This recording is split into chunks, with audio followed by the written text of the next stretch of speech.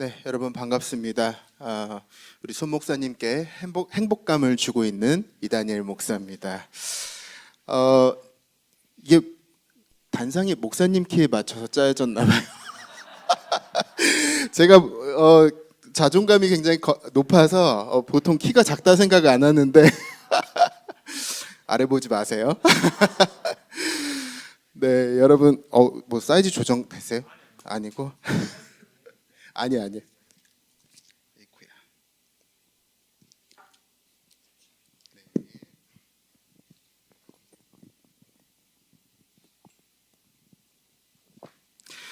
네, 여러분 너무 반갑습니다.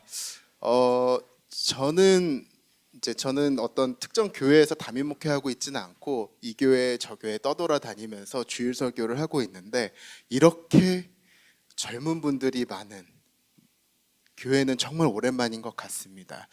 어떻게 보면 손 목사님의 특별한 은사이자 리더십 스타일 때문일 수도 있겠지만 또 한국 교회가 이런 분위기였으면 좋겠다라는 생각이 듭니다. 그만큼 지금 한국 교회 대부분의 인구 구성은 55세 이상으로 그렇게 몰려 있는데 저는 교회에 와서 이제 또 새로운 희망을 보는 듯한 그런 느낌을 받습니다.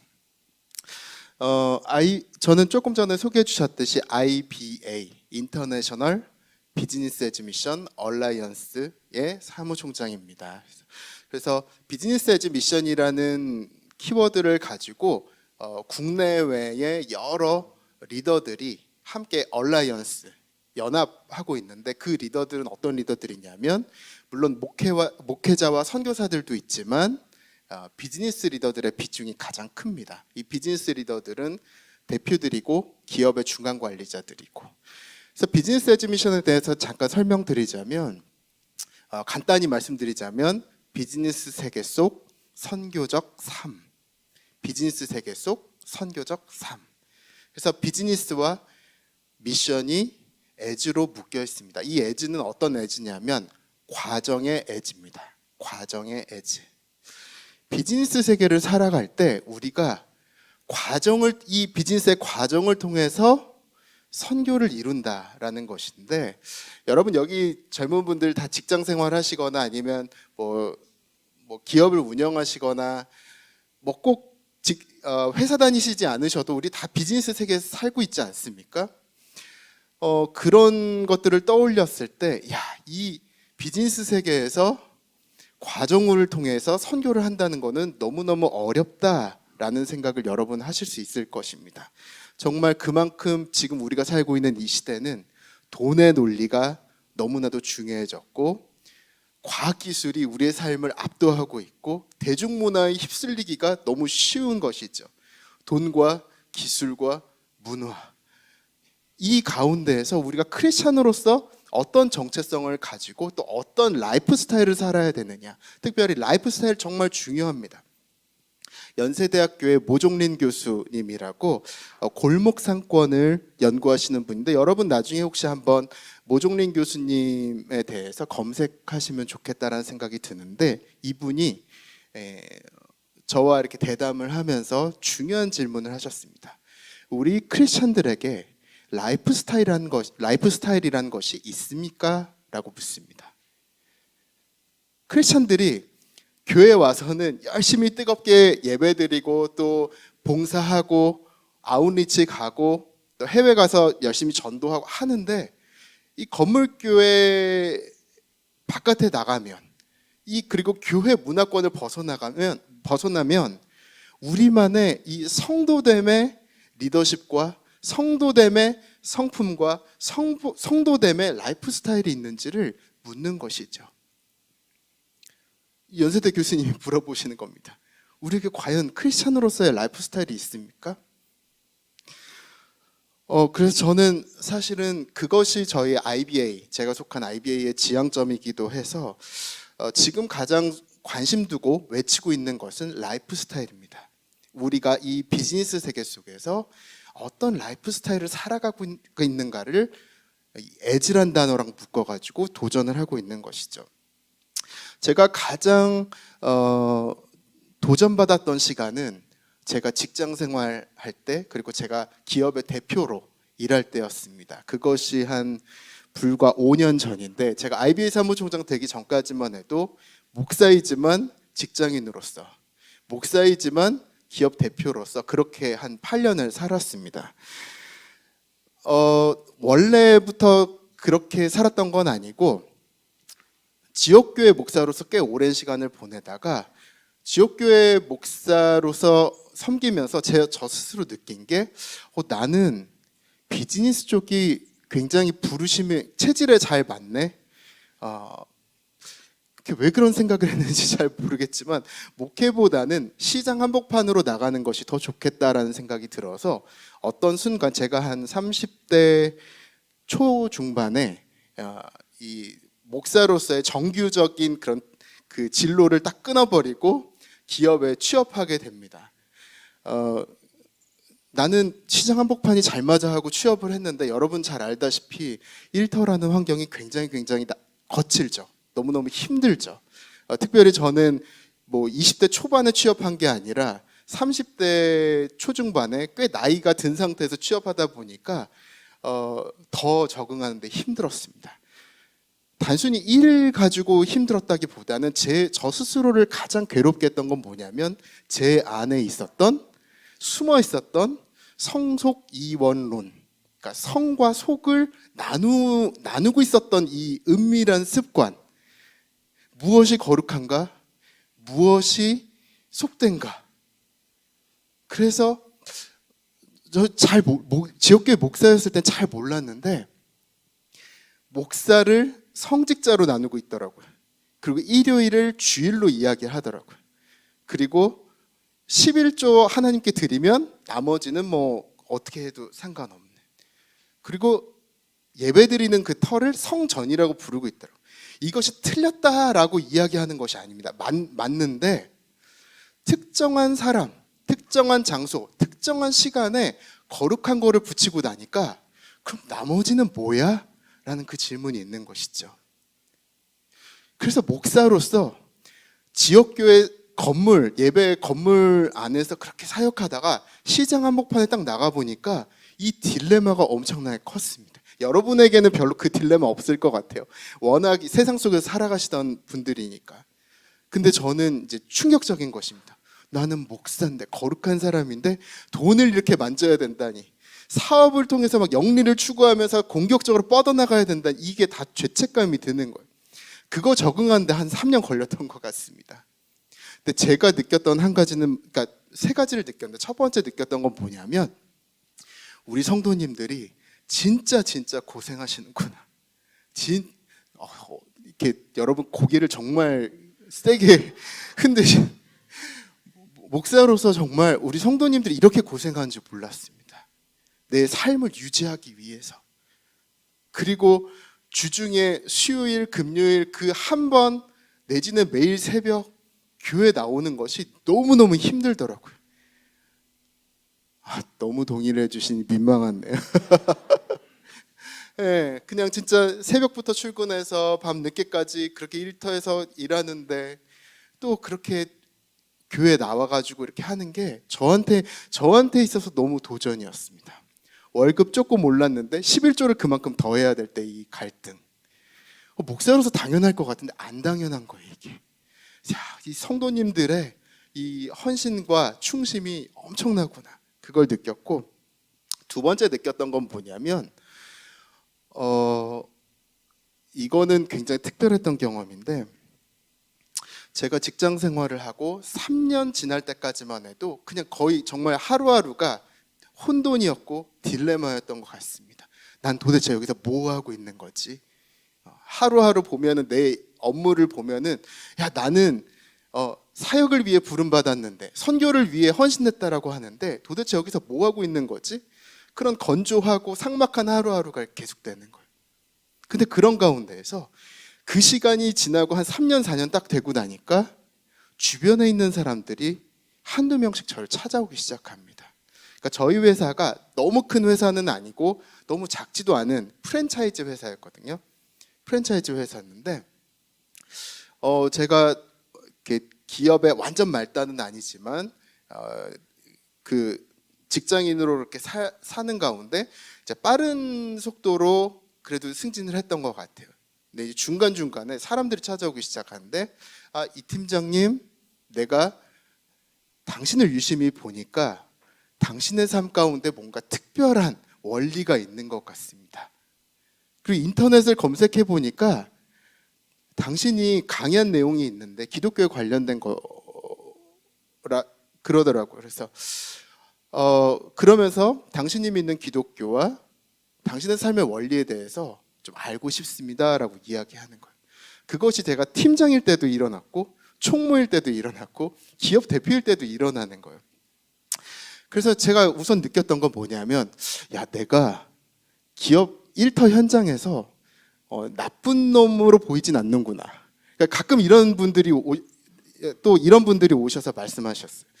뭐냐면, 저는요 목사라 그러면 다 나쁜 놈들만 있는 줄 알았는데 당신이 목사인 걸 알고 기업 현장에서 이렇게 당신을 보니까 목사가 꼭 나쁜 놈들만 있는 것 같지는 않습니다. 완전 안티인 거죠. 그러면서 이제 자기 인생의 처음으로 교회에 대해서 좋은 느낌을 가졌다라는 거예요. 그래서 제가 이 과정을 거치면서 뭘 느꼈냐면, 일터 현장이 선교지구나. 그리고 내 삶이 선교가 될 수 있네? 라는 거야. 그리고 가장 근본적으로 뭘 느꼈냐면, 하나님께서 이 일터 현장에서 안 믿는 사람들의 마음에 노크를 계속 하고 계시다는 거예요. 중요한 건 나의 삶을 통해서 하나님께서 안 믿는 사람들의 마음에 계속 노크를 하고 계신 거예요. 이야.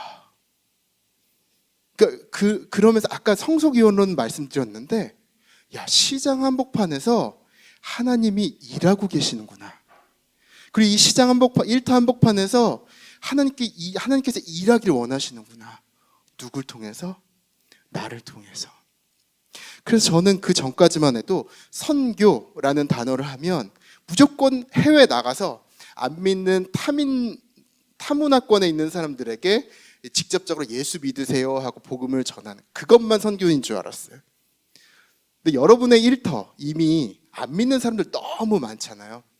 그 안 믿는 사람들 가운데에서 여러분이 하루하루 어떤 방식으로 숨을 들이쉬고 어떤 방식으로 숨을 내쉬느냐, 그것도 선교와 연관이 없지 않다라는 것입니다.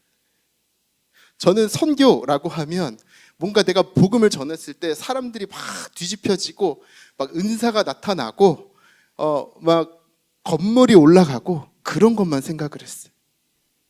근데 내 삶을 통해서, 특별히 그 삶이라는 게 짧은 순간 어떤 스파크가 일어나는 게 아니더라고요. 굉장히 긴 시간 동안 내 삶이 누군가에게 노출이 되는 가운데 사람들이 변해가기 시작하는 거예요. 그것이 이제 두 번째였습니다. 세 번째는 뭐냐면, 저희 회사는 기독교 기업이었습니다. 기독교 기업이라고 표방하지는 않지만 크리스찬 경영인들이 세운 회사였어요. 그래서 경영팀은 크리스찬들이었는데, 그래서 회사에서 뭔가 매출이 나면은 그 순이익이 발생하면 그 가운데에서 몇 퍼센트를 뭐 교회에 헌금한다든지 불쌍한 사람들 돕는다든지, 그러면서 막 뭐 이 경영팀에 있는 사람들이 여기저기도 막 자랑하고 다녔어요. 우리는 교회를 위해서, 선교를 위해서 이렇게 헌신하고 있습니다. 막 자랑을 하는 거예요. 근데 제가 직장인으로서 이렇게 한 단계 한 단계 올라가면서 이 회사를 보니까 굉장히 많은 것들이 보입니다. 경영진들의 의사결정, 재정을 집행하고 기록하는 방식, 그리고 인간관계, 그 어떤 부분에 있어서 정말 우리는 복음적인가? 선교적 기업이라 그러는데 정말 선교적인가? 라는 질문을 하는 거예요. 과정, 기업을 운영하는 과정, 직장 생활을 하는 이 모든 과정에 있어서 표면적으로는 다들 크리스찬들이 모여 있어요. 그리고 기독교적으로 또 많은 행위들을 해요. 그러나 저는 이제 질문이 있어요. 진짜 우리의 주주들은, 우리의 이 탑 매니지먼트 팀은 그리스도인인가? 라는 질문 드는 것이죠. 그리고 저는 이제 계속 승진하면서 저도 거기에 관련된 시험이 날마다 오기 시작했어요. 아까 얘기했듯이 돈의 압력, 기술, 문화, 관행 이런 것들이 너무나도 빠른 속도로 나를 팍팍팍팍 치고 가는 거예요. 그러면서 나로 하여금 돈의 논리에 맞게 직원들을 그렇게 대해버리는. 그리고 장부 조작도 이거는 딱히 말해서 죄는 아니지만 그런 거 있잖아요. 약간 회색지대인데 블랙에 가까운 회색지대. 그런 거 하고 회계하고. 사실 제가 느꼈던 거는 직장 생활이 정말 만만치 않구나. 제일 마음이 편한 거는 이 예배당에 와가지고 예배할 때가 제일 마음이 편해요. 제 인생에 있어서 제일 마음이 편했던 거는 설교하는 시간이었던 것 같아요. 죄송합니다.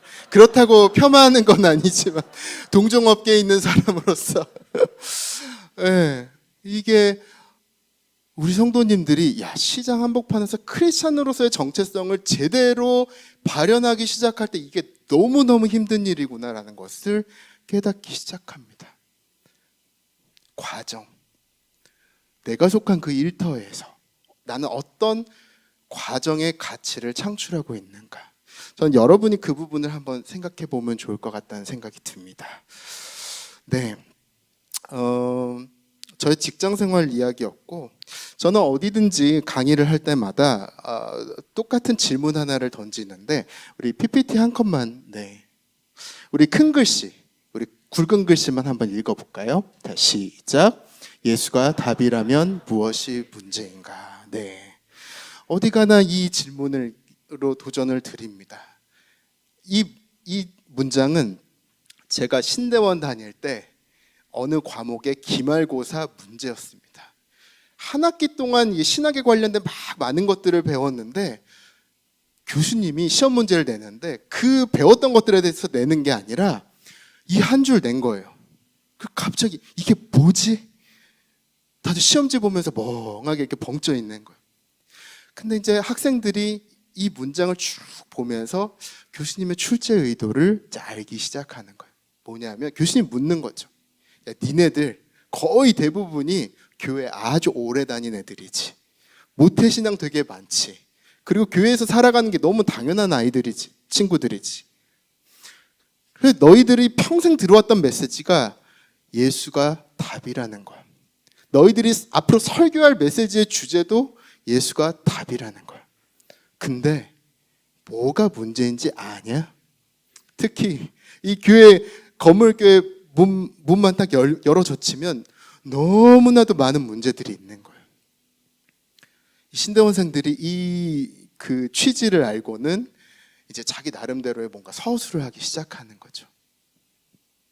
한 장만 넘겨주시면, 여러분 혹시 이 표를 보셨는지 모르겠습니다. 고개를 끄덕이시는 분들 계시는데 유엔에서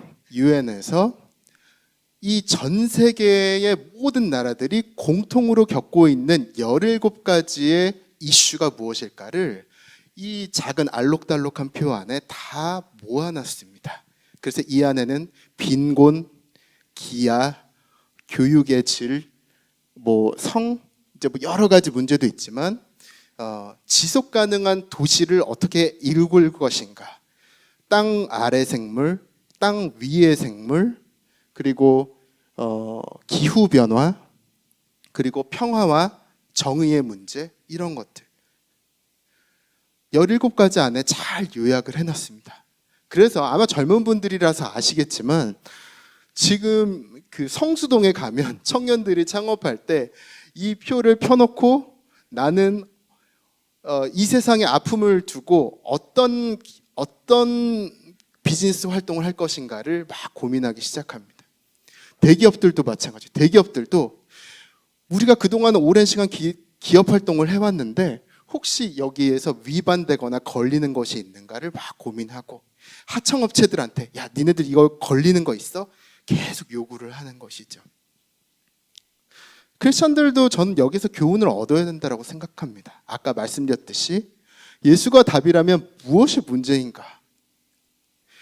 우리가 정말 열성신자들은 모든 게 다 예수가 답이라고 막 이야기를 하는데 지금 이 시대에는 너무 아픈 곳이 많아요.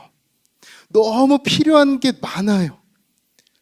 물질적으로는 풍요한 것 같지만 사람들의 정신이 온전하지 못한 것이죠. 사회 공동체가 아니라 다 분열되어 있는 것입니다. 자연 환경이 다 훼손되고 기후 변화로 인해서 모두가 지구촌이 다 아픔을 겪는 것입니다.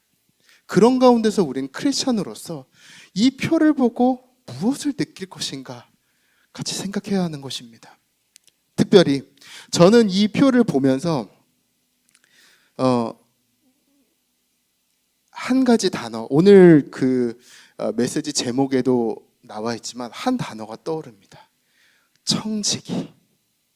조금 더 구체적으로 청지기직의 실패라는 것입니다. 우리가 아까 읽었지만 창세기 1장 26절에서 28절, 특별히 28절 보시면 특별히 한 번 더 읽진 않겠습니다만 생육하고 번성하여 땅을 충만하라 라는 것에 대한 부분도 있지만 그 너머에는 정복하고 다스리는 자로서의 사명이 나옵니다. 저와 여러분은 본질적으로 우리 안에 영적인 DNA이자 영적인 사명이 있는데 정복하고 다스리고자 하는 내재 가치가 있어요. 다 있어요. 눈에 보이진 않지만. 근데 문제는 어디서 발생하냐면 정복하고 다스리는 자인데 주인 없이 행동한다라는 것이죠. 여러분 청지기란 단어는 여러분 이스라엘의 청지기직에 대해서 많이 말씀 들었는지 모르겠지만 우리가 생각하듯이 그냥 시키는 대로 하는 노예보다는 조금 더 자율성이 부과되어 있는 그런 포지션입니다. 그래서 신약 성경의 특별히 사복음서에 보면은 청지기의 비유도 있잖아요. 청지기가 꽤 많은 자원들을 이용할 수 있어요. 활용해서 생산성 있게 일을 하는 것이죠. 근데 그 어떤 상황에도 청지기가 잊지 말아야 되는 것이 있어요. 나에게는 주인이 있다. 나에게는 주인이 있다. 여러분과 세상 사람들의 차이가 있다면 여러분에게는 주인이 있다라는 것이에요. 반대로 이야기하자면 세상 사람들은 주인이 없는 상태에서 정복하고 다스리는 행위를 계속하고 있어요. 여러분, 정치인들이 정말 성심껏 정치를 한다고 하지만 정치가 왜 망가집니까? 대기업 총수들도 나름 이 부라는 가치를 가지고 열심히 활동을 하는데 하면 할수록 뭔가가 망가져요. 사람에 대한 착취가 일어나기도 하고 자연 환경을 훼손하기도 하고 여러 가지 일들이 일어나요. 이 모든 일들이 왜 일어납니까? 지금도 북한 땅에 보면은 전 이제 전공이 통일학인데 지금도 북한 땅에 보면은 이 김일성 3대 부자로 인해서 너무나도 많은 사람들이 일생에 단 한 번도 복음을 듣지 못하고 그리고 성도로서의 이 복스러운 삶을 살아본 적도 없이 그냥 너무나도 많은 사람들이 이 착취와 이런 가운데 죽어가는 거예요. 우리에게 너무나도 큰 꿈일지 모르겠지만 저는 이 3대가 특히 김일성은 하나님을 모르는 사람이 아니었어요. 주일학교 너무나도 잘 다녔던 사람이고 기독교 원리에 너무나도 이렇게 해박한 사람이었어요. 그래서 이 기독교 원리를 가지고 북한을 통치하는 여러 가지 강령들을 만들었어요. 10계명에 준하는 뭔가를 만들고 율법에 준하는 뭔가를 막 만들었어요. 이걸 가지고 이상하게 자기 통치를 하기 시작하는 거예요. 분단 70년이 넘었는데도 북한 사람들은 이 3대로 인해서 계속해서 고통을 당하고 있는 것입니다. 뭐냐면 우리 모두에게 정복하고 다스리는 것에 대한 이 본성과 야망이 있는데 주인이 있는 삶을 사느냐 그렇지 않느냐에서 승부가 난다라는 것입니다. 여러분 여기 계신 분들은 저는 다 성숙한 분들이서 저보다 훨씬 잘하고 계실 거라고 생각은 들지만 저는 우리의 이번 한 주간의 삶을 좀 다시 한번 좀 찬찬히 돌아보면 좋을 것 같습니다. 나는 주인이 있는 하루하루를 살았던가? 오늘 예배 첫 초입에 이제 회개 참회하는 시간이 있었잖아요. 전 여기 앉아서 나름의 또 참회를 했습니다. 겸손한 고백인데 나름의 참회를 했습니다. 하나님, 나는 선교계에 있다라고 하면서 그리고 선교 사역을 한다라고 하면서 주인 없이 기획을 하고 주인 없이 일을 했군요. 그 순간들이 막 생각이 나는 거예요. 교회권 안에서 살아가는 저조차도 그럴진데 여러분의 일터와 가정에서 훨씬 더 많은 도전 가운데 있지 않을까 하는 그런 생각이 듭니다. 네, 아까 그 파워포인트에서 다음 컷을 좀 보여주시면 좋을 것 같습니다. 우리 녹색 글씨 한번 같이 읽어보실까요? 자, 시작. 인간 존재의 모든 영역에서 만물의 주권자이신 그리스도가 내 것이다 외치지 않으신 곳은 하나도 없다. 네, 네덜란드의 유명한 신학자이자 이분이 또 정치 쪽에 들어가셔서 수상까지 하신 아브라함 카이퍼. 이 세 줄 문장은 굉장히 유명한 문장입니다. 영역 주권이란 타이틀로 여러분 인터넷에 검색하시면 이 녹색 글씨는 언제든지 보실 수 있는데 저는 대학생 시절에 이 녹색 글씨를 보면서 굉장히 화가 났습니다. 여러분 중에 어떤 분은 이 녹색 글씨 보시면 아멘, 정말 그렇습니다 그러시는 분이 있을 수 있겠지만 전 20, 30대에 이 세 줄 보면서 너무나도 화가 났어요. 막 예배당을 뛰쳐나가고 싶었어요. 왜냐하면 다시 한번 이야기하지만 내 삶이 너무나도 만신창이었거든요. 내 가정, 내가 속해 있는 가정, 내가 아르바이트하고 있는 그 모든 일터 현장, 그리고 가장 먼저는 내 내면이 정리되지 않은 상태에서 계속해서 불편한 상태에 있어요. 하나님과의 나와의 관계도 모르겠고 나와의 관계도 모르겠고 나와 이웃과의 관계, 나와 세상과의 관계도 전혀 모르겠는 거야. 그게 도대체 이게 뭔 소리냐. 물론 그 이후에 하나님께서 특별한 은혜를 주셔서 이게 예수님의 이 다스림의 하나님 나라의 이 통치의 원리가 정말 어떤 식으로 작동하는지에 대해서 이제 깨달음을 얻은 다음부터는 결국은 내가 중요한 거구나. 내가 이 정말 복음이 너무 희귀한 우리의 일터, 내가 이 복음이 전혀 없는 우리의 가정 가운데 어떤 사람으로 서 있느냐가 너무너무 중요하구나. 그걸 깨달은 다음에는 이 세 문장이 굉장히 편안했는데 저는 이 그 세 문장이 여러분에게도 좀 불편하게 작용했으면 좋겠습니다. 이 세 문장을 가지고 세상 만물을 바라볼 때 우리는 아픔이 너무나 당연한 것이죠. 막 결핍과 이 혼돈과 모든 필요들이 까칠함으로 다가와야 되는 것입니다.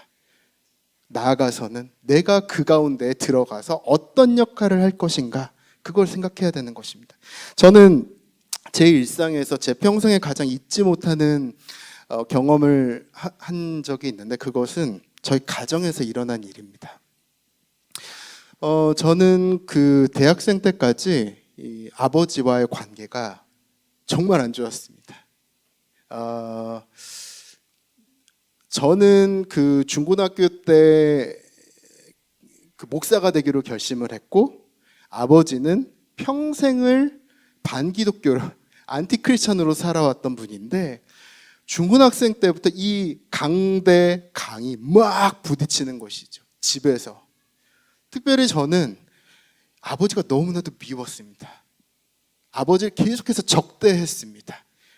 이 하나님의 사명도 이해하지 못하는, 그리고 이 아들에게 주신 이 고결한 부르심도 전혀 이해할 줄 모르는 이런 무식한 아버지. 너무 건방지죠. 그러면서 이제 아버지 주신 용돈 잘 받으면서 학비 가지고 학교도 다니고 그러긴 했는데, 지금 저희 아들이 저한테 그러면 나가 그랬을 것 같은데, 저희 아버지는 그 모든 시간 저에게 되게 편안한 보금자리를 주셨던 아주 너무 좋으셨던 분이지만, 저는 그때 신앙이 정말 어렸던 것 같습니다.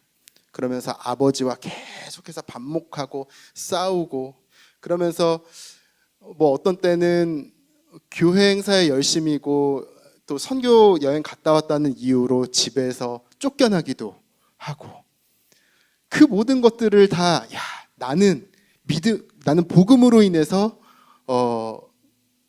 고난을 받고 있어. 이것은 너무나도 가치 있는 고난이야. 그렇게 생각했던 때가 있습니다. 뭐 그게 아니진 않았을 것 같긴 하지만,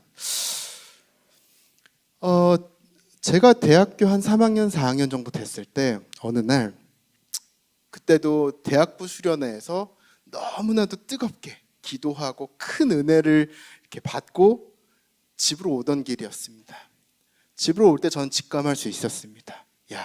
집에 문을 열고 들어가자마자 아버지와의 이 냉전이 시작이 되고, 내가 큰 은혜를 받았기 때문에 더 큰 고난이 나를 기다리고 있겠구나. 이건 정말 체험입니다. 은혜를 내가 크게 받고 오면 집에서 더 큰 일들이 막 벌어지더라고요. 그래서 그냥 집에 돌아오는 길이 너무 마음이 무거웠습니다. 마치 변호산상에서 예수님과 함께 있었던 베드로와 요한이 예수님과 함께 변호산 아래로 내려올 때 그 심정, 여기가 좋사오니 하면서 거기 그냥 있고 싶은데 집으로 와야 되는 것입니다. 집에 문을 열었더니 아니나 다를까 아버지가 그날도 막 저주와 비난과 폭언과 막 퍼붓는 것입니다. 그래서 아버지 막 싸우고, 이제 저는 제 방으로 들어왔는데, 제 방으로 들어와서 무릎을 꿇었는데 하나님께서 제 마음 가운데 한마디가 생각나게 하셨습니다. 평소에 이렇게 많이 말씀 안 하시거든요. 근데 제 마음 가운데 한마디, 네 아버지는? 물어보는 거예요. 네 아버지는? 그래서 이게 뭔 말이지? 근데 그때 딱 떠올랐던 생각이 뭐냐면, 네 엄마와 네 여동생과 너는 매 크리스마스 때마다 교회에 가가지고 교회에서 그 축제처럼 막 즐겼잖아. 근데 그 모든 시간 가운데 네 아버지는 늘 집에서 혼자였다. 늘 집에서 외로웠다. 라고 마음 가운데 그 마음이 있는 거야. 진짜 생각해 보니까 그런 거야. 그러면서 그러면 내가 당장 뭘 하면 좋을까에 대해서 기도했더니 하나님께서 또 어떤 마음을 주시냐면, 네 아버지를 하루에 한 번씩 안아라. 그 마음을 주시는 거예요. 하나님, 제가 용돈을 조금 더 올려서 더 많이 헌금하는 거 할 수 있습니다. 그리고 교회 봉사 더 열심히 할 수 있습니다. 근데 아버지를 하루에 한 번 안는 거는 그동안 내가 아버지한테 해왔던 것이 있기 때문에 못하겠습니다. 안 하겠습니다. 근데 그렇게 안 하겠습니다라고 하고 나서 거의 한 2주 정도 기도해도 아무런 느낌이 없고, 뭔가 찬양을 해도 공허한 느낌이 있는 거예요. 이게 하나님께서 커뮤니케이션 채널을 딱 끊어버리셨구나. 진짜 잔인한 양반이다. 근데 너무 그래서 이제 제가 버티다가, 그럼 하나님 한 번만 안겠습니다. 그래서 그만 먹고 똥꼬에 힘 빡 주고 아버지에게 이렇게 걸어가기 시작합니다. 걸어가는데 이제 아버지가 제가 가까이 오니까 이렇게 경계하기 시작하는 거예요. 그 정도로 안 좋았습니다. 경계하기 시작하는 거예요. 그래서 진짜 당황스러운 표정을 하면서 아버지 잠깐 일어나시라고. 그러면서 그냥 안았어요. 안았는데, 여러분 허그 아시죠? 허그가 공식적인 정의는 사람과 사람이 이렇게 안아서 심장과 심장이 맞닿는 그 상태를 이야기한, 이게 허그인데, 허그가 이렇게 되는 거죠. A자 허그. 되게 어정쩡하게 이렇게 서는 거죠. 어쨌든 한 번의 그 미션을 제대로 성공시키고 제 방으로 돌아왔는데, 또 무릎 꿇고 기도하는데 하나님께서 내일도 하고 모레도 하고 글피도 하고 계속 해라. 하나님 진짜 한 번은 했는데 또 못하겠습니다. 근데 하나님께서 또 여러 가지로 이렇게 갈구기 시작하는 거예요. 그래서 결국은 매일 했어요. 우리 아버지가 변했을까요? 변했을까요? 네. 뭐 답은 조금 이렇게 오픈되어 있는데 1년이 지나고 2년이 지나고 3년이 지나도 아버지 변하지 않았습니다. 변하지 않았어요. 저는 그걸 몇 번만 이렇게 하면 아버지가 갑자기 심장이 막 뜨거워져서 야 아들아 내가 너를 박했던 게 너무 미안하다. 내일부터 교회 나갈게. 다음 주엔 세례를 받을게. 막 그러실 줄 알았어요. 근데 그런 일 없었어요. 1년, 2년, 3년 지났는데 없어요. 3년이 지났는데 그때까지 그냥 매일 아버지 안아드렸죠. 3년이 지났는데 어느 날 그날은 제가 아버지 허그하는 걸 깜빡 잊고 그냥 너무 급해가지고 쌩 바깥으로 나가려고 이렇게 대문을 열고 나가려는데 아버지가 저 뒤에 마루에서 이렇게 부르시는 거예요. 이찬욱, 저 실명이 이찬욱입니다. 이찬욱 일로 와 그러는 거예요. 그래서 또 뭐 때문에 그러시나. 그래서 억지로 마루에 갔는데 아버지께서 저를 보고 한마디 하시는 거예요. 야 오늘은 나 안 안아주냐? 라고 말씀하시는 거예요. 오늘은 나 안 안아주냐? 그러시는 거예요. 그리고 완전 망치로 한 대 맞은 거예요. 그러고 나서 이렇게 돌아보니까 지난 3년 동안 아버지 입술에서 그 가득했던 그 모든 폭언과 비난과 빈정됨과 저주가 다 사라졌어요. 그러고 나서 이제 저는 이게 너무나도 이상한 사건이어서 어머니한테 어머니 사실은 3년 전부터 제가 아버지 작정하고 매일 안아드렸는데 오늘은 또 이런 말씀을 하시더이다 했더니 어머니가 이제 이야기하는 거예요.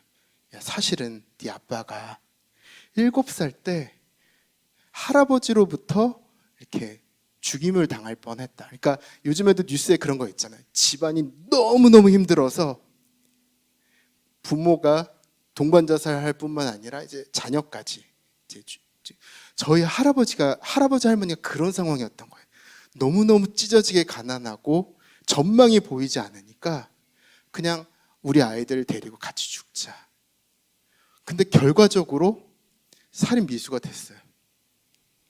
가족이 다 살아남은 거예요. 근데 이 아버지한테는 그게 평생의 상처가 된 거예요. 평생의 상처. 내 아버지가 나를 죽이려고 그랬어. 그리고 할아버지가 그 당시에 30대였음에도 불구하고 교회 장로였어요. 교회 장로인데 아버지가 나를 죽이려 했어요. 그러니까 이 어린 저희 아버지는 평생에 나는 교회 안 나간다. 나는 하나님 안 믿는다. 평생 그렇게 살았던 것이죠. 그러면서 이제 어머니가 그런 말씀을 하시는 거예요. 야, 네 아버지는 평생 네 할아버지로부터 사랑을 받아본 적 없고 인정과 존중을 받아본 적이 없어. 그 이야기 하는 거예요. 그래서 제가 이렇게 느꼈던 게 뭐냐면 야, 내가 매일마다 그렇게 안아드렸던 게 아버지의 이 내면 안에 있는 이 빈 주머니, 마땅히 자라면서 채워져야 됐던 그 주머니. 모든 아이들은 사랑받을 자격이 있지 않습니까? 모든 아이들은 인정받고 존중받아야 될 자격이 있고 그것은 부모로부터 시작이 되어야 되는 것이죠. 그래야지 이 아이가 커서 건강한 성인으로 자랄 수 있는데 한 번도 이 주머니에 이게 채워져 본 적이 없는 것입니다.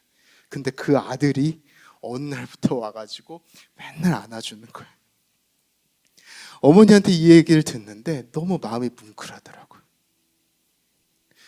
또 한 번 느꼈어요. 아까 제가 제일 처음에 제가 직장 생활하면서의 선교에 대해서 이야기를 했지만 선교라는 것은 내 바로 옆에 있는 사람으로부터 시작하고 내 일상으로부터 시작되는 거구나.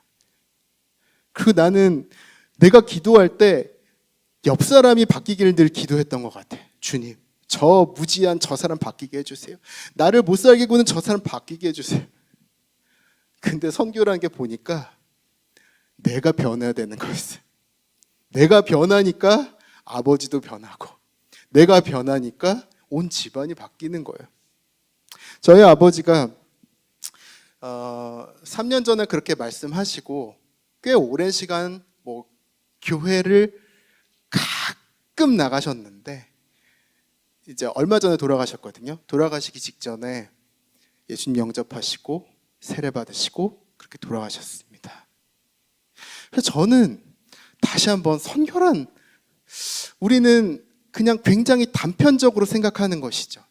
야, 내가 사형리를 전했을 때, 내가 노방전도를 했을 때, 내가 아웃리치를 나갔을 때, 그때 내 앞에서 이 사람이 뭔가 이렇게 짧게 이렇게 영접 기도를 같이 하고 뭔가 가시적인 변화가 있는 것들을 우리는 원하지만, 생각보다 전도와 선교라는 것은 굉장히 긴 시간을 요구할 수도 있겠다.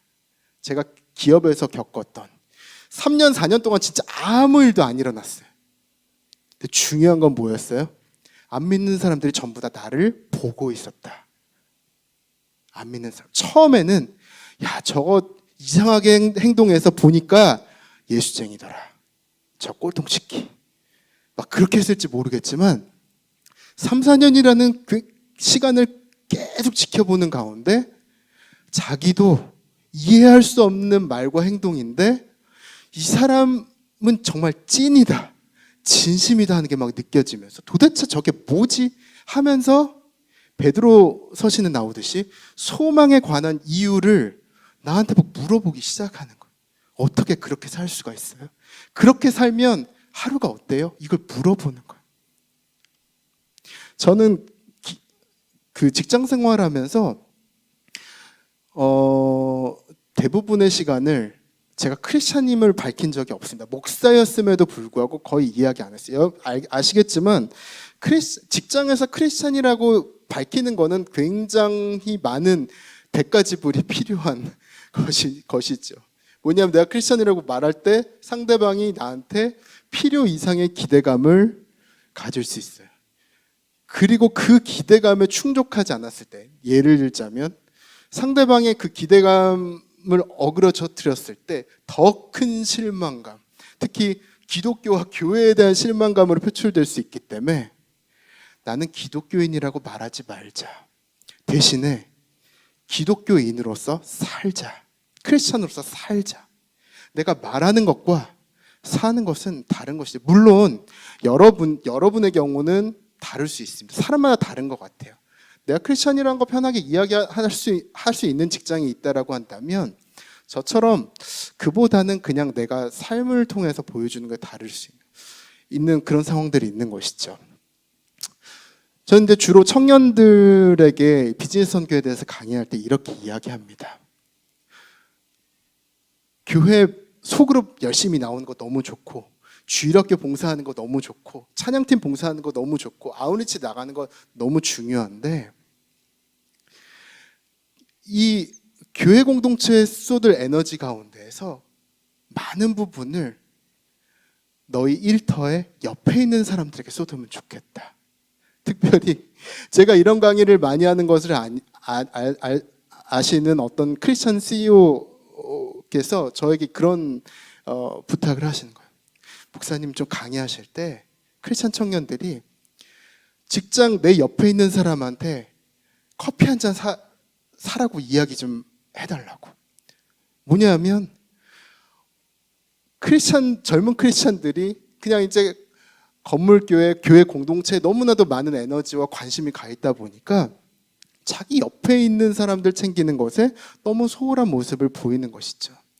저는 이제 제가 기업 대표였을 때 나는 크리스찬들 절대 안 뽑겠다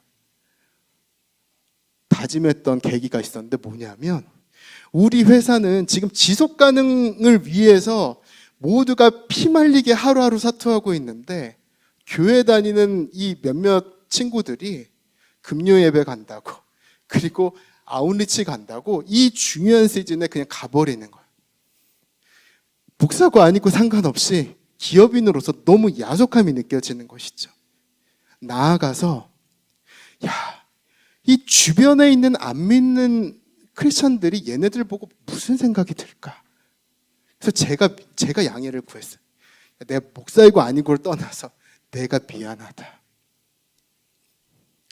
그래서 저는 우리가 일상을 살아갈 때 복음을 아는 자로서 살아간다는 것이 과연 무엇인가에 대해서 좀 한번 깊이 있게 생각해 보면 좋겠다라는 생각이 듭니다. 네, 다음.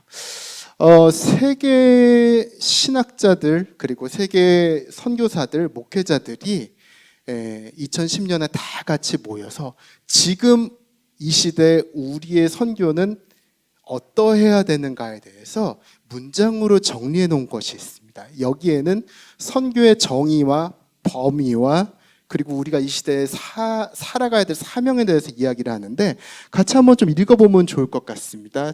자, 선교의 총체성 그 바로 아래에 있는 같이 한번 읽겠습니다. 시작. 복음이 예수 그리스도의 십자가와 부활을 통해 성취된 하나님의 구원의 좋은 소식이며 그 구원은 개인과 사회와 창조 세계를 위한 것이라는 성경적 진리를 분별하고 선포하고 살아내는 것이다 라는 걸. 여기서 여러분이 유심히 볼 부분은 구원은 한 개인, 특별히 나의 영혼을 넘어서는 것이라는 것이죠. 제가 오늘 메시지 나누면서 계속 쓴 표현이지만 복음을 아는 자답게 살아갈 때 나의 가정과 나의 일터, 내 주변이 변화되는 것인데 결국 그러다 보면 사회, 이 모든 창조 세계에까지 이 복음의 영향력이 나를 통해서 흘러나간다라는 것입니다. 다음 페이지. 자, 선교가 이루어지는 장소에 대해서 같이 읽겠습니다. 시작. 우리의 모든 선교가 이루어지는 장소는 우리가 살아가는 세상, 곧 죄와 고통과 불의와 창조 질서의 왜곡으로 가득한 세상이며 이런 세상으로 하나님은 그리스도를 대신해 사랑하고 섬기도록 우리를 보내신다. 하나님은 우리에게 가난한 자들을 긍휼의 마음으로 돌봄으로써 그분 자신의 성품을 드러내고 정의와 평화를 위해 분투하고 하나님의 창조 세계의 돌봄으로써 하나님 나라의 가치와 능력을 드러내라고 명령하신다. 자, 다음 페이지. 우리 일터에 대해서 이야기를 합니다. 자, 시작. 일터는 성인 그리스도인들이 비그리스도인들과 대부분의 관계를 맺고 살아가는 곳으로서 복음 전도와 변혁을 위한 거대한 우리는 모든 신자에게 하나님이 일하도록 부르신 곳이면 어디든 그곳이 바로 일상의 사역과 선교를 수행하는 장소임을 확신하라고 권면한다. 네, 사실 저는 이 부분을 케이프타운 선언문이라고 하거든요. 여러분 인터넷에 케이프타운 선언문 하면 그냥 바로 나옵니다. 이 케이프타운 선언문을 조금 더 어렸을 때 알았으면 내가 성도로서 살아갈 때 훨씬 윤택하게 살아가지 않았을까? 그러니까 하나님께서 나에게 주신 이 가정과 일터라는 것에 있어서 기독교적 가치와 반목되는 이 모든 순간들을 어떤 방식으로 대하느냐. 저는 어렸을 때 아까도 나눴지만 적대적으로 대했던 것이죠. 적대적으로 대할 수 있어요. 그러나 정말 오히려 우리의 가치에 반목될수록 그럼 나는 이런 결핍과 혼돈의 시대 가운데 하나님의 사랑을 입은 자로서 하나님의 공의를 아는 자로서 어떻게 섬길까? 청지기로서 어떻게 섬길까를 고민해야 한다는 것입니다. 그래서 여러분의 일터, 복음 전도와 변혁을 위한 거대한 기회를 제공하는 곳이다. 그것이 포인트입니다. 자, 다음 페이지. 자, 타종교인들에 관련된 이야기인데 우리 한국의 세팅으로 말씀드리자면 아예 종교에 관심이 없는 기독교에 관심 없는 사람들까지 포함된다라고 이야기합니다. 자, 같이 읽겠습니다. 시작.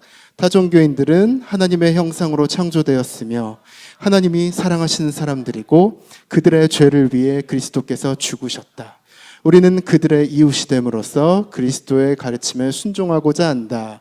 우리는 사랑의 하나님의 이름으로 무슬림, 힌두교인, 불교인 그리고 다른 종교 배경을 지닌 친구가 되지 못한 것을 회개한다. 예수님의 영 안에서 우리는 솔선하여 타종교인들에게 사랑과 선의와 환대를 보여줄 것이다. 네, 여러분 동의하십니까? 네, 젊은 분들은 아마 이 부분은 동의하실 텐데 저 같은 X세대만 해도 그리고 저희 선배 세대들만 해도 전도하면 좀 약간 일방적으로 복음을 강요하는 이제 그런 부분이 그 부분이 필요할 수 있습니다. 그런 때와 장소가 있어요. 그러나 아까 제가 저희 아버지에게 그랬듯이 그리고 제가 일터에서 그랬듯이 정말 일상 속에서 내가 긴 시간을 통해서 내 안에 있는 예수님을 이렇게 차분히 삶을 통해서 보여줘야 되는 그런 방식들이 있다라는 것입니다. 자, 다음 페이지 보여주시기 바랍니다. 네, 그냥 그 예 하나만 들고 이제 마치려고 합니다. 뭐 기업 이야기하면은 그 기업에 대한 편견이 있을 것 같아서 이야기하진 않겠지만 어떤 그 기업에 좀 큰 대기업에 다니고 있던 연구원의 이야기입니다. 저희 IBA 컨퍼런스 때 간증했던 그 이야기입니다. 연구원이 그러니까 이 회사가 뭘 다루냐면 화장품을 재료를 발굴해서 생산 공정을 거쳐서 출시하는 그 모든 중심에 있었던 연구원인데 여러분 대기업에서의 연구원 그러면 어떻게 보면 굉장히 사소한 그러니까 높은 연봉을 생각하면 우아할 수 있지만 굉장히 역할이 아주 사소할 수 있는 거죠. 막 볼트나 너트 같은 그런 것들 생각할 수 있는데 이 화장품 재료를 발굴하고 공정을 디자인하는 이 연구원이 어느 날 말씀 한 구절을 묵상합니다. 우리 같이 한번 창세기 1장 31절 읽겠습니다. 시작. 하나님이 지으신 그 모든 것을 보시니 보시기에 심히 좋았더라. 네. 오늘 본문이었던 창세기 1장 26절에서 28절만큼 이 31절도 엄청나게 많이 읽는 본문이죠. 우리가 이 새해가 되면 야 올해는 성경 일독할 거야 라고 다짐하면서 창세기 1장은 누구나 다 거칩니다. 어디서 막히죠? 레위기, 신명기. 그래서 여기서 막히는데 어쨌든 이 말씀을 묵상을 하는데 하나님께서 특별한 성찰을 주십니다. 뭐냐면 야 네가 일터에서 생산하는 그 모든 공정들을 한번 생각해 보면 좋겠다. 생각해 보니까 이 화장품의 재료를 추출하는 이 모든 과정도 그리고 이것을 공정 안에서 생산할 때 일어나는 모든 일들도 환경을 파괴하는 하나님께서 보시기에 좋았다라고 하는 이 환경을 파괴하고 원가절감이라는 원리를 가지고 사람들의 건강을 해치는 그런 원료로 만드는 것이죠. 그래서 이것을 이제 계속해서 이 말씀을 붙들고 하루하루를 살아가는 가운데 일터 가운데서 변화를 주기 시작합니다.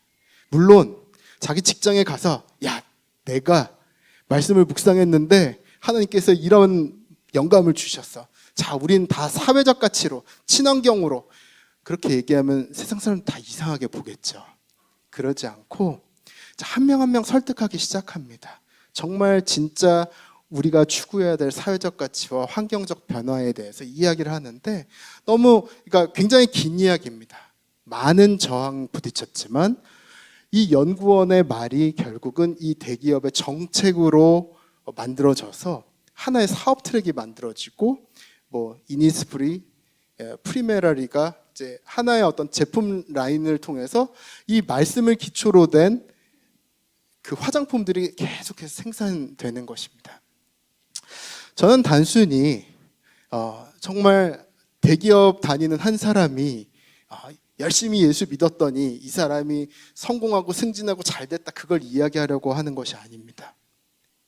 한 말씀이 한 명의 크리스찬의 마음에 담겼을 때 그리고 이것이 비즈니스 세계에서 제대로 발현이 될 때 어떤 변화를 만들 수 있는지 사실 이 변화는 꽤 큰 변화입니다. 여러분 아모레 퍼시픽의 이니스프리, 프리메라리가 이런 거 이야기하면 다 아시기 때문에 굉장히 큰 변화긴 하지만 저처럼 정말 하루하루 살아가는 가정에서 하루하루 살고 일터에서 하루하루 살아가는 그런 사람들을 봤을 때 복음이 우리 인생 가운데 끼칠 수 있는 우리 주변에 끼칠 수 있는 너무나도 큰 영향력을 묵상할 수 있는 것이죠.